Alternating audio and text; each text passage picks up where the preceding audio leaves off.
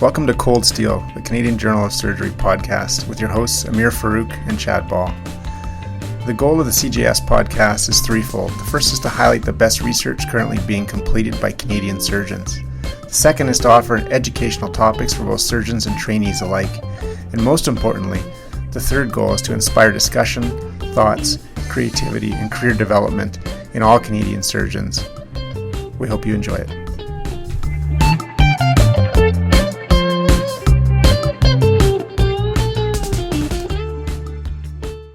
Dr. Mohit Bhandari is an orthopedic surgeon at McMaster University in Hamilton, Ontario.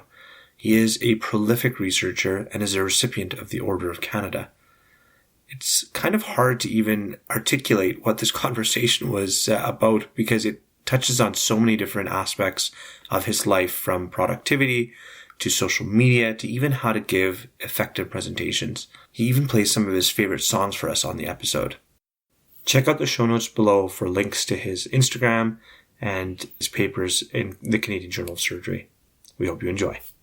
Dr. Bhandari, thank you so much for joining us on Cold Steel. We really appreciate you taking out the time from your incredibly busy life.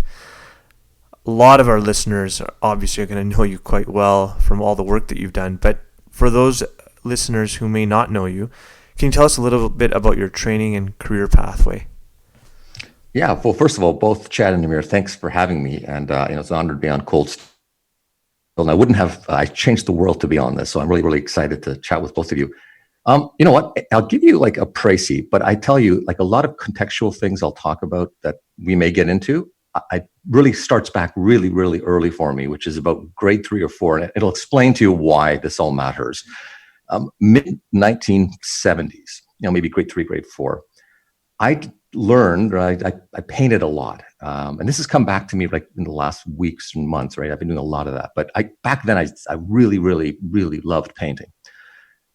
And I went to my parents. My parents are first generation immigrants from India. And, they'd working hard. They were working, 12-hour shifts. And I said, Mom, I sat them down and I said, listen, I think I have a dream now. I want to be an artist. They looked at each other. They smiled. My mom said something that I'll never forget. Son, you need to find another dream. And we never spoke of art again. And that moment for me was really particularly important because at that point I said, they're killing my future. Like, this is what I want to be. This is what I want to be. And little did I know that decision for them to say, focus on it. It'll come back to you. One day it'll come back to you. And I had no idea. But then let me fast forward. So 1980s comes around, right? 1980s that's the year of Van Halen. I mean, that is when everything is going crazy. I'm a skinny Indian kid, right? I'm rumored to be doing pretty well in school. And what I needed a very serious protection. So I said, what I'm going to do? I'm going to find a way to use my art and I'm going to protect myself with finding individuals who could be part of my defensive team. And if you're back in the days in the 1980s in high school in sort of a hammer town, a steel town, which was East Hamilton, there was basically one genre of music that you had to live with, and that was Van Halen. It was AC/DC, it was Iron Maiden. And luckily, I had the ability to paint jean jackets back in those days. So I would paint jean jackets for every one of these, what we called the metalheads. So I became pretty good at that. And also I had fairly good encyclopedic knowledge, relatively speaking, of rock and heavy metal. So this particular group became very close to me. And they became this group of people said, you know what, you keep doing your studying. Don't let anyone bug you. We're going to protect you. And we had this protocol, I jokingly look back and called the SAFE protocol, guys. So SAFE, first thing, sit in the back of the class. Always keep your hair shoulder length and wavy. I had like a mullet, so it was like, very businesslike on top, but long at the bottom. And I friendship built with all of these, really, really folks who sat in the back, and they were strong, strong influences on metal. And all I said was, the way I'm going to survive, and they said to me, hey, Mo, listen, you get into trouble, just name drop. I said, all right. So, if I ended up in some part of the school, I was a young kid, you end up in some part of school, and you just name drop these individuals, and you survived. And through art and through knowledge of music, those two things were particularly really, really important to me. And that got me through it. we're flying away, life's going on, and guess what happens? I get by some, flash forward to 1990, I enter into medical school. But 1990 for me was, University of Toronto Medical School, and that summer was this summer, right? This was the summer where this song came out, and this song came out was a classic if you are into, this sort of genre of music. So it's the first, it's exciting. I'm in medical school, and they had the whole motto was just do it, right? Get out there and do it. So I was extremely excited at that point, thinking, hey, I'm going into, school. I'm going to be great, but I had no idea where I'm going to end up, actually. No idea. And because I had no idea where I was going to go, I was pretty open to everything, right? So around 1991, I have my first ortho elective, right? And when that happens, it was very, very different because it was the first time where I thought, you know what? I think this is the type of person and this type of group I can get used to. And why? Because they were playing the type of music I had grown up with. So it was a very, very different time. And so this was the riff. I'm not joking. That as soon as this happened, I fell in love. That was it. When I heard this, I said, okay, this is the people. I'm going to be part of this group. And so we kept going, right? So we kept going. And what happened for me is orthopedics became the thing. So I didn't have any other options. I said, for myself, I'm not going to give myself other options. I'm going to go full bore on orthopedics. So I keep remembering, and I remember as a medical student, that first elective, and that first elective is very important, and I remember now when I have a medical student or a student, even pre-med, who comes, every single thing that people did. I remember that moment where I had the first time where someone actually pronounced my name correctly. So it took the time to say, Mohit. That's how you pronounce it? Yeah, that's how you pronounce it. Okay. And then in an OR with tons of people, they said, where's Mohit? And it was like this fellows, Toronto was fellowed up, right? Lots of fellows, lots of residents. And they're looking around saying, I don't know who this guy is. And I'm in the back, just standing there, like terrified, basically, behind a mask with my hands kind of really high up, right? All the things you would do as a medical student. And he says, come on in.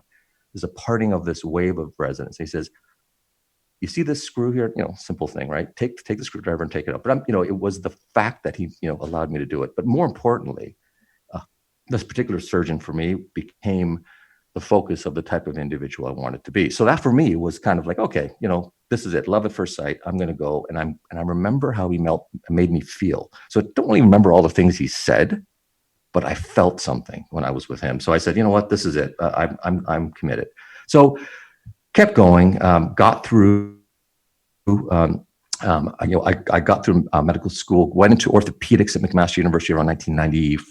Around 1994, I graduated, got into orthopedics at McMaster. And around 96, same thing happened, right? It was another flip. And it was a flip for me was, okay, well, what are we going to do next for me personally? And we were at a time, it's weird, right? You end up at the place you're supposed to be, I guess. And McMaster was just starting this program called Design, Measurement, and Evaluation. Fast forward now, it's one of the most recognized programs in the world, but they call it Health Research Methodology. But also remember that Gordon Guyatt, who is this, in Canada, certainly is, one of the forefathers of evidence-based practice, actually coined the term evidence-based practice. And literally, just a short 3 or 4 years before that, had been starting this movement at Mac, truly had been starting it. Around 1990, he became the program director of internal medicine. So he'd been starting this.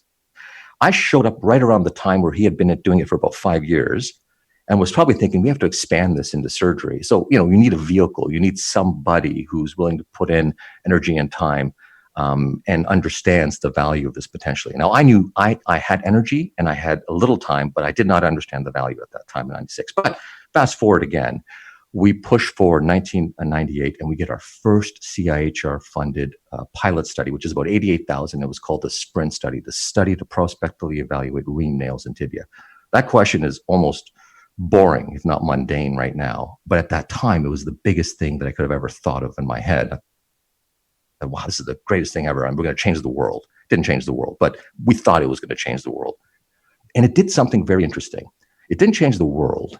It changed orthopedics in a way that I think it got people working together that hadn't done it before. And it got us over that glass ceiling of orthopedics trials and studies are all small, and they're all case series. And this is the first one that beat the 1,000 mark. So we had the first study that had over 1,000 patients and was collaborative between Canada and the National Institutes of Health. So that was a fairly big deal for us.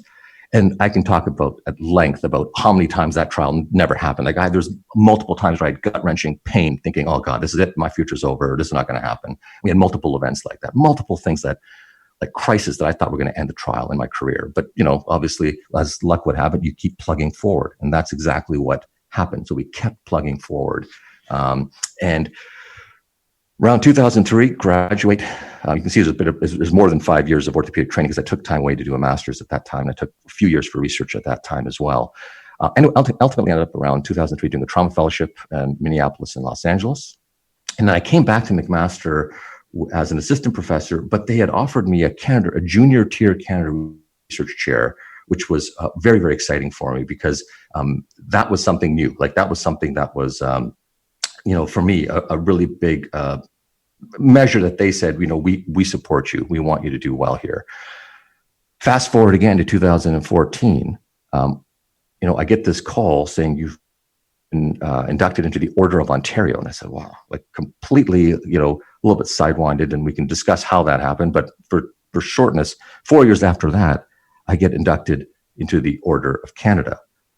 And so you look back quickly, in that period of 2018 backwards, and you just can't imagine that things didn't happen the way they did for a particular reason.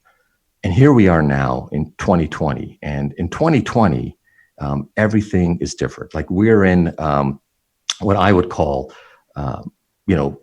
this productivity paradox. And I mean it that way because for most of us, right, we've been stuck in a situation where you want to do something and you're due to physical distancing policies, we have to be at home. And it's been very interesting talking to colleagues and friends. I suspect you both are having your own experiences around this, but there's a sense of saying either some people are super productive right now or others are feeling completely the opposite. I feel non-productive and I feel like I've lost something that's part of me. Let me touch on a couple of things you said there, Mo. I mean, I love that line. You end up at the place you're supposed to be. That is such a deep and prophetic and potentially powerful line, depending on, I guess, if you live it or not. Yeah.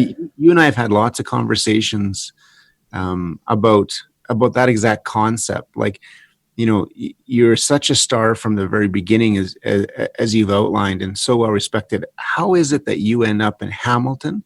How is it you make that choice? And why not go to Boston? Why not go to LA? Why not stay in LA? Why Hamilton? Yeah.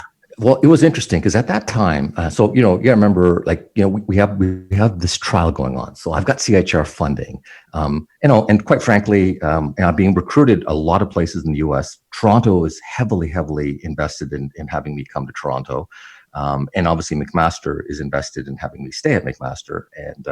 And the biggest thing is, like, I had a huge amount of difficulty in saying no to anyone. So I was attending all these things, smiling and giving people all kinds of mixed messages. Like, oh, does he want to be here? Like, he seems he's happy and he's always talking about how great it is here. And it was really, really, really tough. But the thing that I think, and I'll never forget these words, Gordon Guy said to me, he goes, Mo, just remember one thing. You can go to the greatest bricks and mortar places around the world. They're going to show you the best facilities and the most high-tech things. And they're going to tell you the world is yours. And that is true.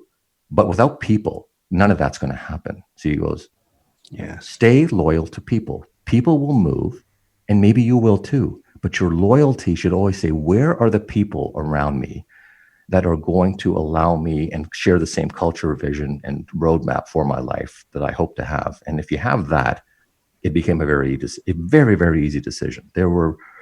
Mac was always going to be home. I just needed to realize that. And you get caught up in the fanfare of the possibility of just someone wanting you that you forget that. So, yeah, I think it's so important for all of us, including me, to hear that. You can make so much out of where you are, the people around you, the content in terms of publishing around you. The opportunities are so broad, particularly in a connected world, that you really can do so much from so many places now, no doubt. Oh, absolutely. And for me, and I suspect it's for both of you, you realize very quickly that you can write papers if you're academically inclined. You can conduct major studies. virtually. And if no other time have we realized the value of some of these tools, I think we're feeling it now. I mean, this is probably no better time. Now, whether this is a bubble or a boom, I have a perception. I think this is more of a bubble. I think once we actually get back to human contact, people are going to feel that is a much better alternative than video conferencing. But when there's no other option, video conferencing is a very, very useful tool. Yeah, there's been a remarkable shift. There's no doubt about it. I want to go back and just touch on, your receipt of the Order of Canada. Yeah. When, of course, you being the humble guy, I didn't know that, and I sort of walked into it a little bit randomly, and it absolutely blew my mind. Not because he didn't deserve it, because of the impressive nature of that honor. I mean, that's really the pinnacle that a lot of us could ever strive to. What was that like, getting that notification, and what was that whole process like in Rideau and all? Yeah. So it was very interesting. So I remember exactly, again, you're sitting there. I was sitting at the office, and I got a call, and it said GC Canada. I thought, this is some tax thing. I don't know what this is. So I just didn't answer it. I said, I'm not picking this up. And then the next time it rang, I said, I better pick it up, and picked it up. She goes, oh, hello. And it was a French, definitely a French speaking individual. And she was a lovely woman, and she was talking, and I kept thinking, she goes, we're having a big event in Ottawa. We'd love to have you down. Congratulations. And she just was talking, and I kept thinking, this must be around. I said, there must be some induction. And because I'm the Order of Ontario, they're asking me to come to this event. I completely thought that's what it was. Right. I said, oh, okay. So I blew it off, said, yeah, okay, yeah, sure. And I was very okay. And I'm thinking, I'm not going to this, and I won't have time for this, but hung up. And then, you have a moment where you just pause and you think, hey, I wonder hold on here. She said, Ottawa. Why would I go to Ottawa? This would be an Ontario event. This would be Queen's Park. So then obviously I'm thinking, what have I done? Have I just somehow denied myself from getting this? And so I called them back immediately, and I couldn't get back through to her. So then I'm, that period of waiting. Anyways, she calls back eventually, and I think I've made a grave mistake. And the gentleman says, okay, yes. He goes, can you let me, I'm not sure if I was just told I've been receiving the Order of Canada, or whether that was a mistake. And he says, oh, 1 second. And it's like an airline, man. It's like he's clicking away. I'm thinking, what are you typing? Just type my name and tell me if I got it. It's this process of going. And he says, yes, I do see your name on this. I said, okay, so I received it? And he goes, yes, it would appear that way. And I said, okay, so what do I do? He goes, we will be in touch. And he hung up. Wow. I said, okay. And that was it. And it was this weird moment of holy smokes, this has happened. Went from the worst phone call ever to the best. Oh, yeah. It was very, very different. And the funny thing is, so you're there, you're surreal. I'm there with my wife, Sonia, and my daughter would have been 10. And so we're just, and because she was young, she was very young, and there weren't a lot of kids there. So right. She got put right to the front row with Sonia, right? And so they're on TV a lot of the time. And the interesting thing is I'm standing with this lovely woman who's maybe 85 on one end of me, and there's another lovely, lovely woman on the other side of me who's probably in their 70s. And, we're just standing there. And I realized in something she whispered to me at the time. She said, I just want to get back to what I do. It was almost like nobody here ever tried to get this. It's almost like they were trying to solve a problem, and whatever that problem was, and they fell in love with the problem, not the solution. So, you get caught up in, hey, I'm going to solve it, and this is the way I'm going to do it. It's no, whatever the problem is, I'm going to solve it. And they just looked like that. They just all wanted to be back doing their thing. This was almost an interruption of their day, a very lovely interruption, but this was a very unique group of people. Let me go back a little bit and just touch on your particular group in McMaster. And you've mentioned Dr. Guyette a couple of times. Yeah. But that research group obviously is so much more than just Gordon Guyette and you. 100%. Yeah. Tell us how that group works together and how you leverage each other. And I'm curious even about the physical environment. I know that's changed over time, but how do you guys work as such an amazing collective? Yeah. So, a big part of it is as much as Gordon doesn't or didn't ever think of himself as the proverbial leader of this group, we all thought of him that way because so many of us had been influenced by him. But really what it was to me was, and it's all the things you hear about, right? If you think about what makes a team successful, a group successful, it can't be too big, right? So you need And we were at a point where, I kind of used the magic number. We were about 5 people, and it was pretty cool. The other thing that was really interesting about this was each individual was different. So it wasn't that there were a homogeneous group of, let's say, surgeons or a homogeneous group of internists. It was this think tank of individuals came from every angle. So when you would go and propose an idea, you would receive so much insight that was tangential. You'd think it's tangential, but it's absolutely critically important to your area. So you wouldn't have thought those things. You wouldn't have thought to think of it from the perspective of a leading intensivist in Deborah Cook, or an absolutely brilliant, epidemiologist in Brian Haynes. And by the way, Brian Haynes was the individual when people say, when I go on PubMed and I want to find the RCT and use a search filter, he designed the search filter for it, right? So these are the types of thoughtful individuals. And obviously there's Gordon Guyatt, the quintessential professor. But there were but earlier career individuals. I was very early career altogether at that time. We came back around, it'd be around 2003, 2004. And this other fellow, PJ Devereaux, who's just, become a giant in the field of perioperative medicine. I mean, fundamentally created a field. He's created it. People didn't talk about perioperative cardiac events as a field or as a service until he said, I'm going to see if we can solve immediate 30-day outcomes after surgery. And by the way, a lot of patients are dying from things they shouldn't die of, right? And it's our job, if you can fix them in a way, we've got to keep them alive for those 30 days. And he spent his life doing it so far. And so these individuals are particularly, it's impressive being around them. And the reason that part of it is, and I'll get to the last point, is it's just when you're around individuals who just set the bar so differently and so high that you always felt, and I must say, it's a cliche, but they say never want to be the person who's overachieving or the most achieving in the group. You want to be the underachiever. I have uniquely felt that from my whole career in this group, uniquely. When I received, and I'll just use a simple example, but when I came in and I was about to talk about, hey, we're about to do this really big study of 1,000 patients, PJ that day said, we've just launched a 40,000 patient study. Wow. I was going to, someone said, we got the Order of Ontario. At that point, all 3 of those individuals had the Order of Canada. So it was always like, this is the environment you're in. And no one, and let me say it again, nobody chases these accolades. It was just, that's who they were. And they lived, they eat, and they breathe collaboration and this sort of energy. And when you have research meetings, you feel it every single time. Oh, that's remarkable. Yeah, but what happens is we, Chad, as a group, we tend to congregate with like-minded people, and the biggest thing you can do, if you look at every single startup entrepreneurial thing on any pick any website about how to be successful in life and business, every statement they make is, surround yourself with a diverse group of people who think differently than yourselves. We have to do that. That's about it. Yeah, it's so true. There's no question. I think it's safe to say across all specialties within surgery, you're really the trialist of our contemporary generation. There's no doubt. I mean, even if the content of your of your massive trials doesn't apply to what we do, we pay attention to methodology, we pay attention to structure, we pay attention to some of the things you're talking about, networking and how you've done it. I was wondering for our listeners if you could go through that, because your trials are thousands and thousands of people. They typically are often involve China or India. Right. They ask very fundamentally important, almost population level applicable questions. How do you view that, and superficially, how do you do it?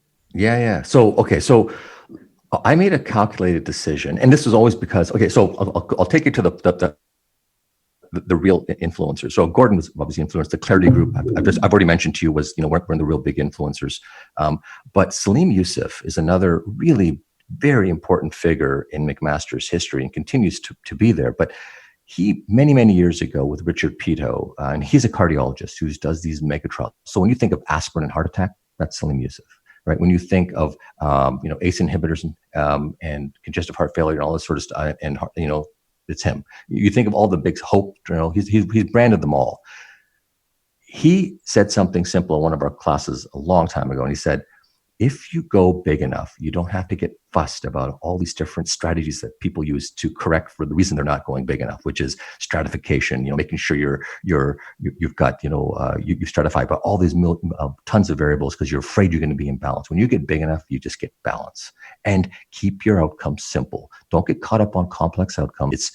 Are they alive or are they dead? Did they have an infection or did they not? And if it's a small amount, just get bigger. And that was the psychology of it. The question was, well, how do you do that? It doesn't work to send emails out, even in this modern environment, to send emails out to a bunch of people you've never met, unless you've actually physically invested time in those countries. And so in 2003, for better or for worse, when I got there, I probably, I got my million-miler status very early with Air Canada because I was traveling all the time. And people say, most like, the guy's on a plane all the time. He's just, it's vacation time. Research is vacation time. I wish I would have had time to sit with every one of them and explain to them the strategy, because it was it was a guess, right? But I'd seen other people do it. And the simple idea was, if you want to be able to run big programs come back to the very fundamental thing, relationships. People rely on you and you rely on them. And the only way to get to know someone is to physically, sit with them, chat with them, have a meal with them, learn about them, understand their family, and have them do the same with you. And so it was a period of travel. I must have spent several years traveling to India on my own dime, never asking for anything. I never was expecting anything except to simply go around that country and say, I was born in this country and I want to figure out a way to work with you. And there's that concept that when you do that there, and then you go to, all over Asia and you do the same thing in Europe, eventually you get on the phone and you can say, we have a study and, we'd like you to get involved. And there's a different level of connection. And the truth was, I didn't want to be reliant on the United States. I didn't want to have to go, because the cost of running research in the United States was so expensive that we can now run, Chad. And I'll give you a simple example, which is just happening right now as we speak. We're about to submit a grant for the CIHR rapid, response to COVID. The call came out about 6 days ago. It was a rapid thing. And we decided, and we've mobilized a study for 5,000 patients in 11 countries with 20 investigators, the majority of whom are from low middle income countries. And they are signing up and wanting to do this. And they've mobilized in a way I've never seen them mobilize. This would never have been able to have happened had I not invested all the years before to build these relationships. And I just say that there's no shortcut in that. You've got to get out there and meet people, because humans interact with humans. No matter what we think, that's the fundamental core, is get out and interact with people and just dive in. I think sometimes hard for folks, maybe at the front end of their career or at the beginning of that process, to understand that, the money that you personally put in and the investment of time, which of course is even more important than the money, probably will pay off down the road and is worth at least the endeavor to try, Well, I'll give you a quote that I use. I don't know why it pops into my head. I'm sure it happens when you're driving. I know you also have an encyclopedic knowledge of music, Chad. But people always say, why are you still doing this? Right? Why do you do it? And there's a line from, of all things, an Ice Cube song that's For the Love of Money, and it starts off something like, "They ask me why I'm still in the game. Yes. Is it for the love or for the money? Yes. And if everyone getting paid in love, I'm in it for the love. But if everyone getting paid in money," and he goes on and on and on. And the funny thing is, when you start working and surrounding yourself with people who really, really love it, that's all you want. You get paid in love. You love what you do. You don't chase the dollars. You don't chase anything. And because what happens is, and people say, well, and this happens a lot, right? So I'm assuming, Amir, you will back me up on this one, which is, when you're early in your career, you say, there's a good opportunity. Let's see if we can find some way to get that research grant, because it's a very specific grant. I think we can change our ideas a little bit just to fit the grant to get the money. We do it all the time. But I can tell you, when you fall in love with a question or a problem, you don't think about the money. The money will come. You just start falling in love and you start developing the problem in a way, because when you write, people say, well, when you speak, people can tell if you're genuine or you're not. When you write, people can tell if you're genuine or you're right. Your heart goes into how you write. And so I can tell very quickly in reading someone's paper or grant, whether this is just some write-off thing that they're looking for another check mark for a paper, or they're truly invested in this.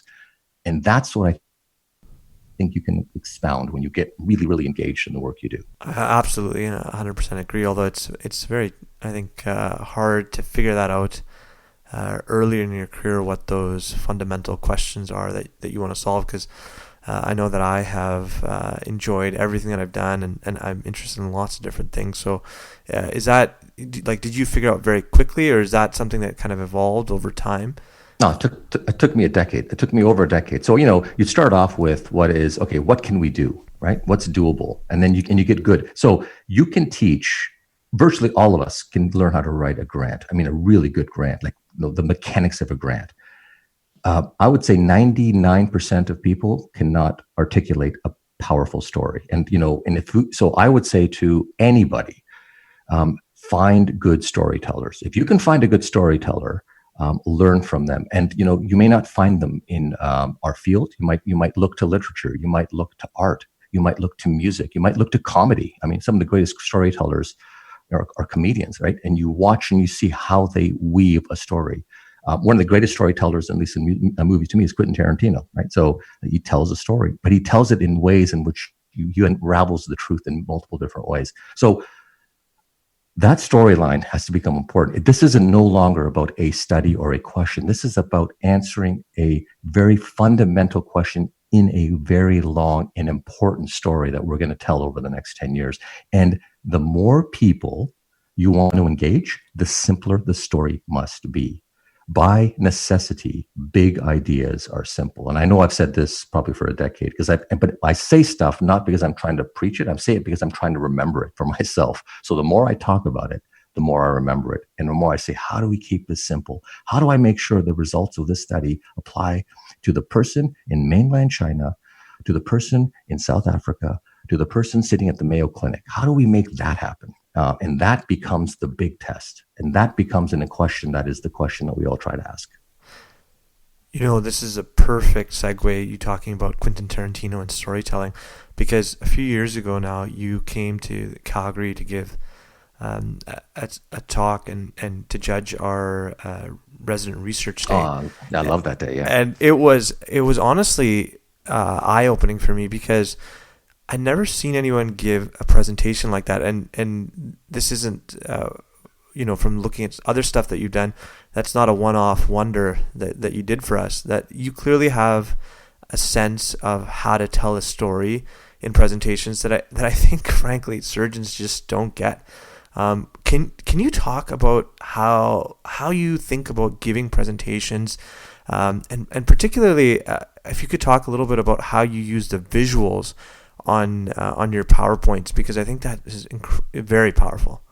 Yeah. So here's the point, right? Take me back to the grade 3, to his parents who said, "Son, this is not your career." And the funny thing is that it's just something that I've always felt I wanted to explore. And while I wasn't going to become a formal, let's say, artist or painter, I've always thought, how do I find the things? And this goes to all of us. I mean, you have, Chad, Amir, you've got it. You all have things you do that give you joy outside that would not be considered, quote, work for you. There'd be an extracurricular activity of sorts, or something that gives you peace. For me, it was art, and it was to some degree music. And so I've tried to say, well, how do I continue to advance myself, with that sort of interest? And so I've also gone away from the idea, and this happens with just time. If I look back at my first presentations, and I actually have some from about 15 years ago, they are virtual, basically, 12-point documents with 12-point font writing every slide. And I said, well, that's probably what I did. And I probably read the slide because I was so uncomfortable with knowledge that I just didn't know what to do. I think what happened is, and this is where I think you can switch, is you can get into more, as you tell stories are often really illustrated more with pictures than with words. And I think the minute you know that you can go off script, but you're comfortable going off script, is when you feel that you can, transition to that approach, Chad. So for me, a lot of it is just make sure that whatever I'm going to say, I can actually feel authentic about it. So when you feel authentic in what you're saying, you don't feel at all uncomfortable about what you'll say and how you'll say it. In a former life prior to starting medical school, I used to actually, I did the whole Royal College, but for speech arts and drama, and used to spend a lot of time kind of analyzing the best speakers and public speaking, and they talk about extemporaneous versus like a written speech, and like 99% of talks that you listen to are someone reading from a prepared thing or basically reading off their slide. I'm curious how much time you have to actually put into rehearsing these talks that you give prior to giving them, or is it something that you just know the content so well that it just comes off the top naturally? Here's the point. And I'll take another example. So 2012, Emil Shemich, a very, very close friend, and I would consider him equally a mentor. He's been really, really an important figure in my life academically, and it's just been superb. He said, "Mo, I'd like you to give the presidential guest lecture when I'm president." And he said, "I want you to do it on that thing you do, right? Which is," and he said jokingly, "think big." And I said, "Oh, okay, all right." I had about a year. So that was the year around that 2012, I can't remember, 2012, 2013, where I did what others would probably do is I started with a slide deck and I started giving it at grand rounds. I started giving it at every place I could give it. And I would know very intuitively what slides are working or I'd rearrange them. And so I must have given Think Big on a very small venue to maybe 15, 20 people about 40 times. And so when it got to the COA for 200 people, and on a very important day so I had two things. I never wanted to I didn't want anyone to ever think that Emil Shemich made the wrong choice in asking me to be a presidential guest speaker. So I was so invested in this being his day, not mine, that I just wanted him to feel proud as being the president. And I was just all in it for him. And so but then the anxiety was, I got to make sure that this, that I don't do something that, doesn't reflect on him as a president. So, I had chosen pretty well after those 40. I had my 40 slides. I had a very, as you would call it, a tight set, so to speak, because I'd given so many of these small little club performances. And I don't mean small, meaning they're unimportant. They are probably the most important thing you can ever do. I think standing in front of a mirror and practicing I wouldn't say it's useless, but it's near useless. You need to have feedback and you need to get better at something. The only way you get better at something is through iterative feedback, right? It's deliberate practice. I can swing a golf club as long as I want, and I'll still have that horrible hook unless someone sits with me and watches me do it and gives me feedback. That's deliberate practice. I think it's also maybe ties in a little bit with your use of social media. I mean, your Instagram is just awesome to look at, and it really, it's photographs. I spent a lot of time on those pictures, man. I spent a lot of time on those pictures. Yeah, no, you can tell because they're beautiful. They're beautiful pictures. Very kind, very kind. So let me say this before you jump into that. So there's a guy. So I posted a picture yesterday. I was just riding a bike, and I said I'm going to add this speed effect and I make it black and white. And someone said, "Can I ride with you and paint with you? I'm available tomorrow." I said, "Oh, all right, let's do this." Awesome. Anyway, sorry.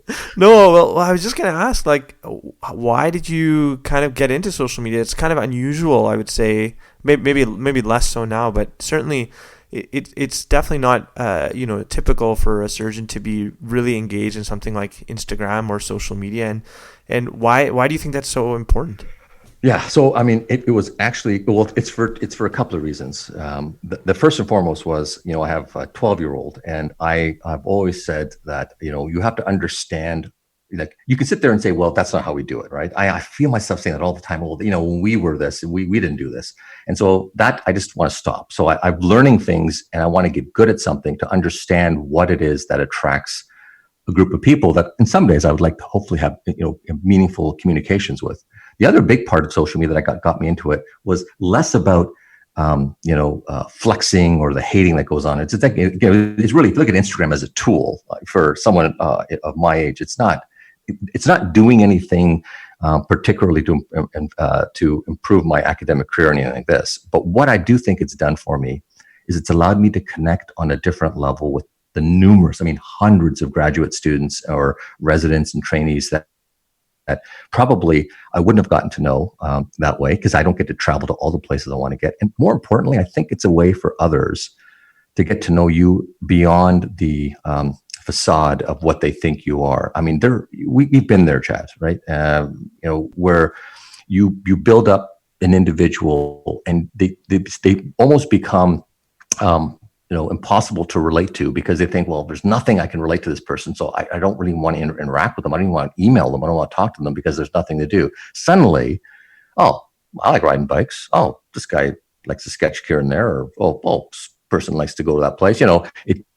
It makes it very, very unique. The one thing, though, I have been very careful for, and I made a lot of mistakes early on, is early on I started putting things that I started yanking off later because I said, basically, if someone in 5 minutes should be able to look at my photographic pictures and say, I think I understand what drives him from a non-work point of view, like what are the things that he enjoys doing. And so I've been very careful now to curate it a bit more than I used to. And now I'm just kind of used to doing it, and I quite, enjoy just the art side of it more than anything else. And quite frankly, some of the storytelling. The other thing, though, I do use is LinkedIn, which I do find actually a reasonable tool. Most people use LinkedIn think they can't find any reason why to use it. It's just like a CV, an online CV. But there are some really meaningful connections. I'll probably get 1 or 2 really meaningful new connections a year from that. But those connections I would have never had. Like I would have never met them, and it would have never led to any sort of meaningful interaction. So because of that, I continue on both of those kind of channels. Geez, now I feel bad, Mo. I keep deleting that link every time the invite comes. LinkedIn, I guess I should pay attention. Well, I'll tell you, like my LinkedIn network is much bigger, or not much bigger, but it's bigger than my Instagram network. And like, for example, it just like, and you tell stories, right? Like, so I might be at 29. I'm coming up to 30,000 on LinkedIn. And it is a very interesting group because it's a group with a slightly different mindset, right? It's not about what you ate last night, although people tend to post that, but it's not really about that, right? It's not about some random comic little, meme. It's really, they're trying to provide insights on areas, and they're looking to share knowledge. And so it's kind of neat because LinkedIn has this one thing that if you joined it, you would get it. It's just, you can say, I'm willing to interact with people who earlier in their career who might have questions. So what happens is every week they'll get like 10 people saying, hey, you've been identified as a virtual mentor to somebody. And you check their profile and you realize, I've been there. And you just, it takes me 10 seconds to respond. And I think it makes a difference for them. And then they hopefully can give me insight as to how it worked if they tried it. Wow. I'm on it. Awesome.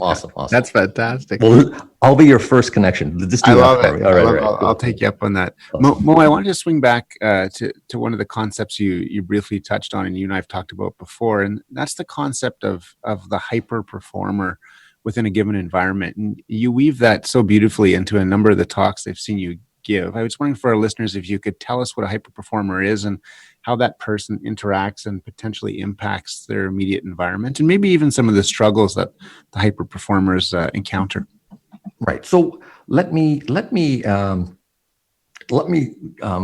you what the graphic I use, but where I've actually evolved to that whole statement. So there's this, we have to talk about the bell curve, and the bell curve is, there's going to be most people are going to be kind of in the middle of the curve. There's going to be some group of people at one end, one at the other. But there's this other curve called the power log or the log tail, which is there's going to be a very, very, very few number of hyper performers. And these individuals can be researchers, they can be surgeons, they're going to be technical people, they can be pilots, it can be in any area, right? And think of any area where there's going to be a small super number of high performers. And then there's this very long, gradual tail that goes out for a long, long, long, long way, in which, people kind of are hopefully drawn up by this group of people. Like they're kind of, they're drawn up in a way that these hyper performers can change it. So go back to the statement. And I used to use this argument all the time.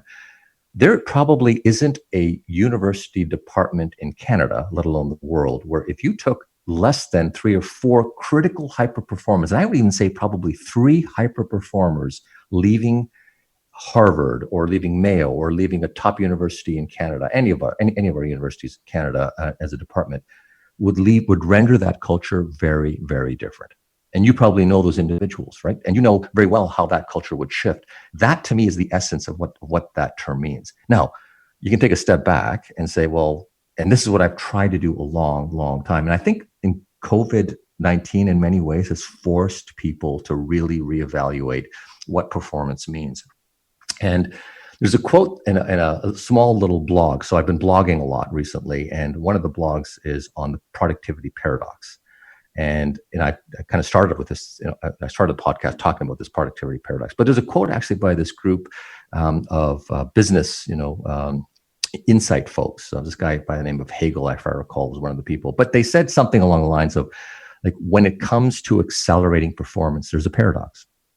And if we want to have a greater impact faster, we have to slow down. We have to slow down enough to reflect on what we've done and where we're going to go. And that, for me, has been probably the whole mindset, Chad, about restructuring. So when you and I chatted last, or when we talked, I was talking about, you've got to be more creative. And I think it's really important to find those things that, that give you pause, however you find it. And I've been using this as one of my last slides for probably the last 2 years. And I've done it because I actually wrote it down. And aptly, it has this acronym THINK, which is kind of exactly what we should all take some time to do. And it reminds me to do it. And the T in THINK, and I think hyper performers in general embody these characteristics. I really do. Because I've watched enough of people, and most of mine is from observation. I observe other people. And I spend a lot of time looking at them, as I think you have, and you try to make it. But these people who are the high performers, they think. And by think, the T, they try new things. You never see them just sticking to one thing. They're actually very comfortable jumping into other things.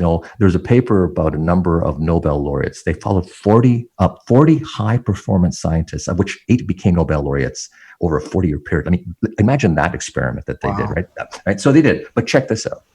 So the 8 individuals that got a Nobel Prize, remember, every one of them they thought were capable of getting it. But what made it different? What were those 8 people different? Well, you distill down this beautiful paper that is an eloquent paper. The thing that isn't eloquent about it, unfortunately, that it was just all men. Back in those days, they didn't have any real opportunities for anyone but men to excel. But if you extrapolate that to all people, the real power in that was that these individuals tried new things. They were almost like childlike play, right? So they would go to, there's this one who was astrophysicist, but he would hang out in the labs of the economists, and through that was able to build all kinds of theories that helped change the way of dynamics and electrodynamics, for example. So all these sorts of things. So try new things. They all look like they're having fun. Actually, they're not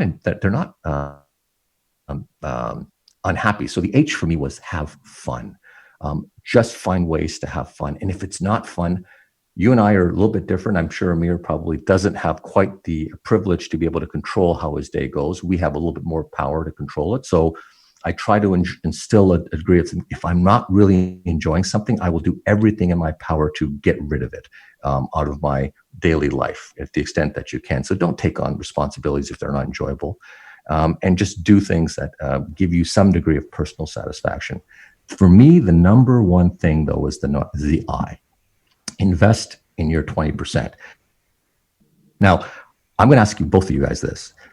List 20% of the things, and 1 or 2 or 3, that give you 80% of your joy.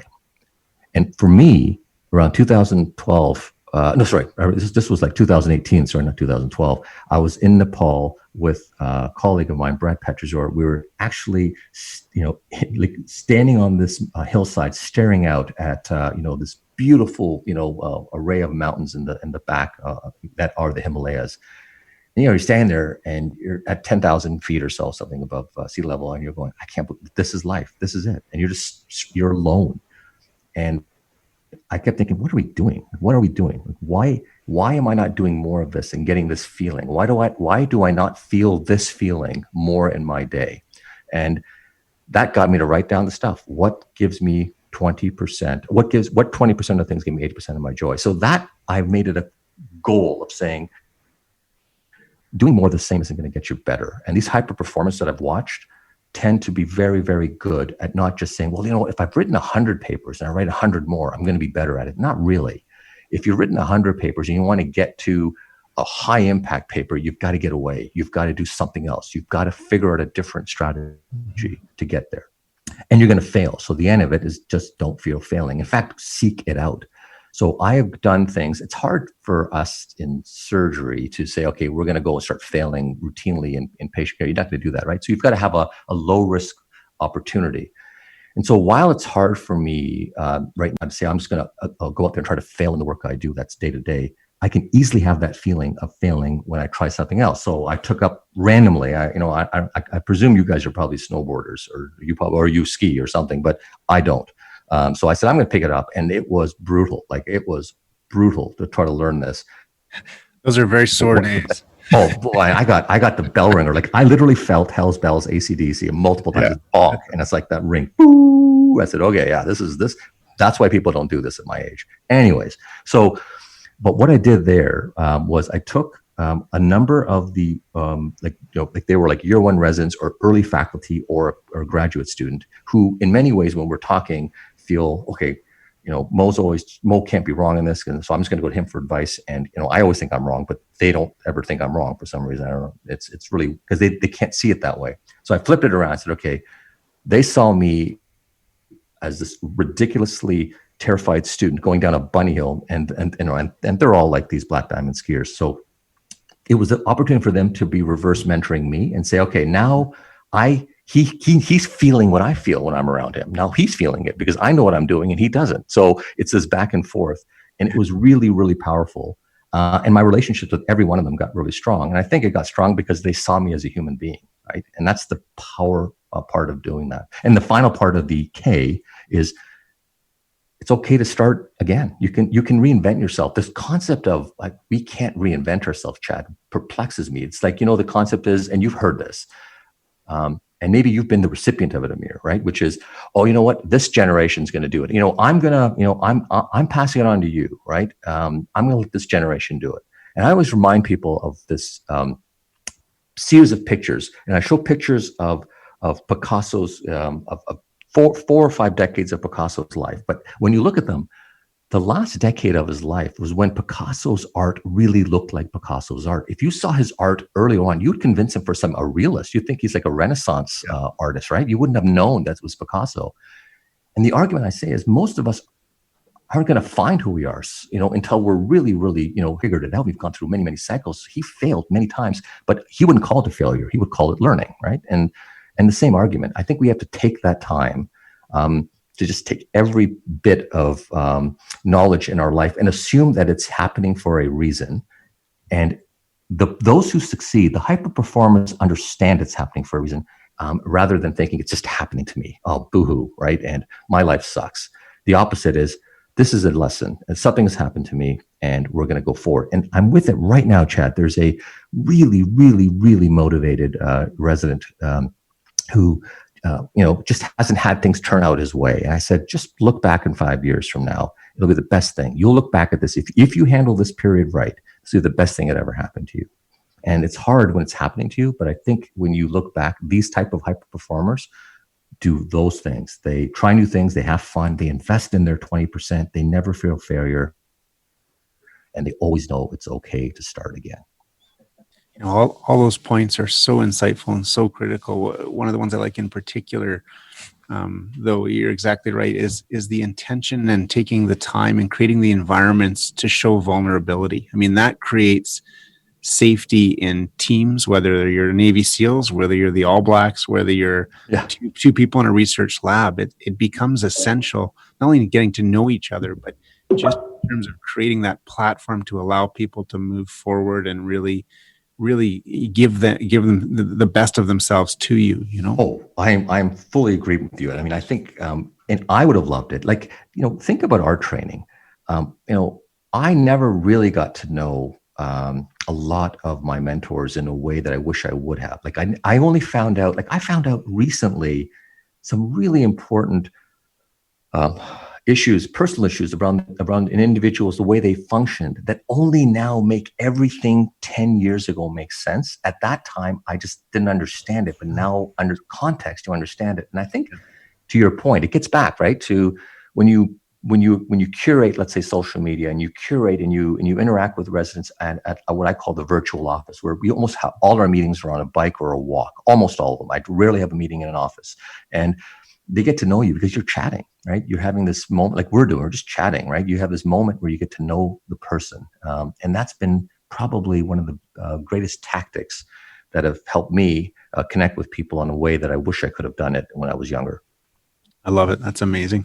One of the other big sort of concepts, Mo, that you've talked about in multiple talks, and it was the title of one of your grand rounds that you gave in Calgary for us, was thinking inside the box. And I just wondered if you could, for the listeners, sort of define what you meant and what it means to being productive and happy. Yeah. So, I mean, and really, like now that I've kind of looked back at everything, what I was doing is every year I was basically creating a talk. So the Think Big talk happened, and I did that talk pretty well everywhere. So one strategy I used was that talk is the talk I will give. So when someone says, hey, can you talk about hip fractures? I'd say, yes, I can, but I'd also like to talk about this, because I was really trying to build that narrative. The year after, I kept thinking, well, yes, you could think bigger, I guess, but really it wasn't about that, because I was reading around that time from it's a book by one of these billionaire investors in Silicon Valley, Peter Thiel. He was the one of the guys at PayPal. He became a PayPal billionaire, but he wrote something, and it wasn't really about that I was interested in. I was particularly interested in this concept. He had a book he called 0 to 1, which he says it's very, very, very rare to go from nothing to something. Like, imagine a world without the internet and suddenly the internet, or a world without a car and car, or without a plane and a plane. Those are what they're called generational style innovations. 99.9% of us are not going to have a 0 to 1 moment. However, our education system, the academic system, everything says, you got to have that study. What's your out of the box study? What is that out of the box? And I think what happens is it creates so much anxiety, did for me, around, I got to have this thing. So I become paralyzed because I don't really want to take on anything that isn't the big thing. And you become actually quite unproductive with that model. So the think inside the box is just really the psychology, and it's a simple one, which is you're much better off to do things that lead to incremental benefit, which over a period of time will have a major impact, because those are all doable things. So it's the concept of slowly improving. And the reality is this is where most of our bubbles get burst. Most of us don't think out of the box. The box is really, really, really big. So we're all inside the box thinkers, and it's rare to have someone like a Peter Higgs, for example, right, who won the Nobel Prize for the Higgs boson, for example. He was an individual who sat for weeks on end by himself and basically formulated an equation with never having proof for it, waited 40 years for the world to actually have the technology to even measure what he had done in the Hadron Collider. And, some years later, they say, yeah, the guy was right. Like, that's genius. Like, he had nothing to go on, and we didn't have the way to test it. Now we can test it. He was right. That is genius. Very, very hard for us to think about anything we're doing in relation to that. So the box is big, Chad. And I just simply say, I'm an in the box thinker, and everything we do is simple and incremental. And if you think big, they're often simpler questions, but you can get a lot of people engaged. And so that's kind of the gist. I have to pick up on one thing that you just sort of said in passing, which is the whole virtual office. That's awesome. I don't know that of many surgeons. I certainly hear about that in sort of more corporate settings, but not as much in our very ivory tower research settings. Well, I'll tell you. So everyone's talking virtual, under COVID, we're virtual. Man, I've been doing this for 4 years. I've been doing this. So there's nothing exciting about what's happening now for me. It's like, in fact, what we're doing is regressing from what I think the real reality is. The concept of saying we're doing virtual meetings on a Skype or this or whatever, or Zoom, whatever it is not really the full intent of what a virtual office to me means. To me, it means get out of the confines of four walls. And you can argue that there's value in that. A lot of people did walking meetings. A lot of people got out and did this thing, and which is totally reasonable. But for me, it was one thing. My office has all these artifacts, and had anyways. I'll tell you what happened. So, and sort of your the wall of degrees, etc. It is a very it's a place where you walk in and immediately the person is on guard because they're immediately thinking, okay, the decision maker is this person, it's not me. And so you have this unfair advantage over the people around you because you're at the desk, and it's not conducive to getting people to open up and give real meaningful ideas, and they have them. So got rid of it. And as of 2 years ago, I just gave up my office. Like, I do not have an office at McMaster University, as crazy as it sounds. They wanted to bring in a new recruit. I said, you know what? Fine, bring this person in, you take my office. And he even has my furniture, actually. I said, just keep it. It's fine. So I just took all my other stuff out, and I've never looked back. And so now every single person who has to meet with me, whether it's the associate chair, whether it's the chair, whether it's the director of the Department of Science, any of them, we're meeting for coffees. We're going for a walk. I've had meetings with the current chair of Department of Epidemiology, and we said, and he now says, hey, do you want to do a virtual office? And he picks a place. I said, okay. So we go and we meet, and it's just, we're out and about, and we're talking at a different level. And it's particularly good, Chad, when you're interacting with students. I find with students and trainees, it's really, really great because they feel more, I feel this anyway. They've reflected it back to me that they feel more energized and they have better ideas. They feel they can share them more because I'm not in a suit and tie usually. We're just, t-shirt, shorts, jeans, whatever it may be. And two regular people just trying to have a good conversation about something meaningful often leads to a lot of good things. I want to shift gears a little bit, and I think we've talked about this in a variety of different ways over this amazing conversation, and that's to talk about a little bit about a paper that you published in CJS, which talked about the characteristics of highly successful orthopedic surgeons. Right. Was there anything surprising about that study that you weren't really expecting, or was it the typical things that we kind of think and have talked about? Yeah. So that was. Do you remember the date? Was it early 2000, maybe 2012, 13, something like that. And it was in Canadian Journal of Surgery. I remember that very clearly. It was. Well, the thing that surprised me the most, so, let me just give a précis for everyone. We had this hypothesis, right or wrong, right? And probably now we look back and think, okay, we could have done it a lot better. But we looked at individuals we felt would be, at least for most, considered to be successful individuals. So presidents of major organizations, department chairs, leaders, chiefs of surgery at various programs. And we were really targeting to say, okay, well, what is it that makes these individuals tick? So they had a fairly long questionnaire. And we asked a bunch of questions, and we're going to say, okay, well, how do we figure out more about these people? And as you would expect, right? Lots of grants, they brought in lots of money. They seem to be doing everything, right? It's that classic, wow, okay, so these are these superstars that just do everything. They're what we would potentially call the hyper performers. But when you dig deeper, they're not all hyper performers. There's probably only a third of them that were hyper performers.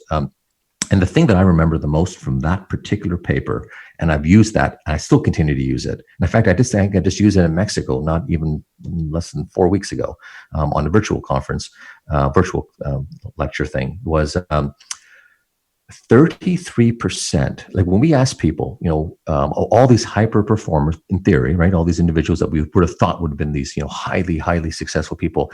Is this the happiest time in your life? 1/3 of them actually said it was. 2/3 says it wasn't, right? And so when we regressed against that and we said, okay, well, what are the factors predictive of a surgeon saying, I'm fully content with what's happened to me? Because all of them they all have all the accolades, right? So they're all doing very well. The thing I remember is, well, happy, you got to be happy, right? So this, all this is informed by my own way I think about stuff, right? So they're generally happy people. They are happy with the choice they made in their career. And it is amazing to me how many colleagues I have had where I've asked the very simple, hey, how are things? You happy?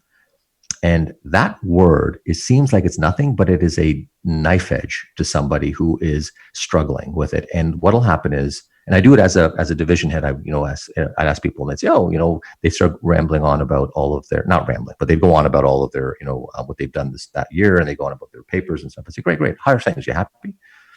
And then there'd be a group of people that would say, yep, fine. They wouldn't ignore it and they just forget about it. There'd be a couple of people who would come back and say, when you said happy, did you mean like in my life, or did you mean just at work? Like, what did you mean by that? And at that moment, that person has really reflected.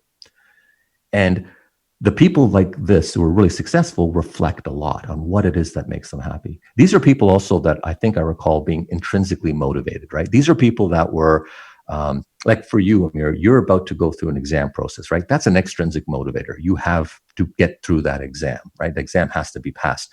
What's going to really define you is what happens after the exam, where there is no more exam. And now it's just about you getting up and deciding what you're going to do and how you're going to make the most of your day, because you don't have to worry about studying, et cetera, et cetera. So that motivator is a really important one in this particular group of people. Generally, these people had some degree of, mind health balance. So, they were finding ways to keep themselves either physically or mentally healthy. That was another characteristics I really picked up. And it's balance, right? They figured out a way to balance all those things. And so while it seems that they were hyper productive, you think, well, kind of like there's this narrative, Chad, that I'm sure happens definitely in trauma, and I've heard it tons. Is you can't sleep. Classic, from the classic album Nas, the Illmatic, where he says, sleep is the cousin of death. Like, no, you got to sleep. You got to get some sleep. You got to sleep. You got to get good sleep so you can actually move forward. And for me, I think some of these folks actually, by taking a step back, being really thoughtful about all the other things, have been able to propel above the others. So that 1/3 of them were doing some pretty amazing things. And I think that 1/3 could be classified as the high performer group.